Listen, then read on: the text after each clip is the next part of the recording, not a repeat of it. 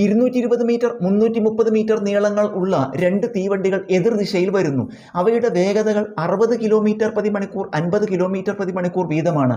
അവ പരസ്പരം കടന്നു പോകാൻ എടുക്കുന്ന സമയം എത്ര? ഉത്തരം കാണാൻ ഉപയോഗിക്കേണ്ട സൂത്രവാക്യം ട്രെയിനുകളുടെ നീളങ്ങളുടെ തുക. ട്രെയിനുകളുടെ നീളങ്ങളുടെ തുക ബൈ ട്രെയിനുകളുടെ നീളങ്ങൾ തമ്മിൽ കൂട്ടുക, അതാണ് അംശം, ബൈ വേഗതകളുടെ തുക. വേഗതകൾ തമ്മിൽ കൂട്ടണം. കാരണം എന്താ?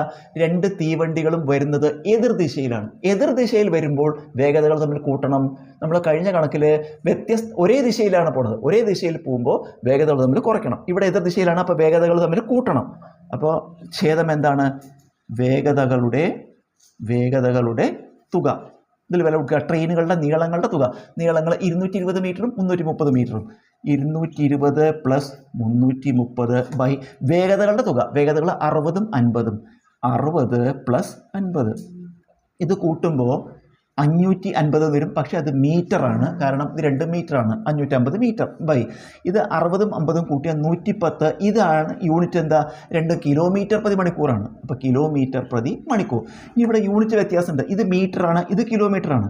അപ്പോൾ കിലോമീറ്റർ ഇവിടെ എന്താവണം? മീറ്റർ എന്നാവണം. അതായത് കിലോമീറ്റർ പ്രതി മണിക്കൂറിനെ മീറ്റർ പ്രതി സെക്കൻഡ് ആക്കണം. 5/18 കൊണ്ട് ഗുണിക്കണം.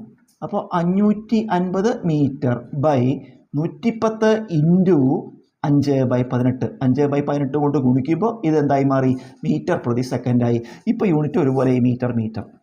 ഇനി നമ്മൾ ഛേദത്തിൽ ഭിന്നസംഖ്യ വന്നു. ഭിന്നസംഖ്യ കൊണ്ട് ഹരിക്കുമ്പോൾ നമ്മൾ എന്ത് ചെയ്യണം? റെസിപ്രോക്കൽ കൊണ്ട് ഗുണിക്കണം. അതിൻ്റെ വിക്രമം കൊണ്ട് ഗുണിക്കണം. അപ്പോൾ ഈ 18 നമ്മൾ മുകളിലേക്ക് പോകും. ഇവിടെ എന്തുണ്ട്?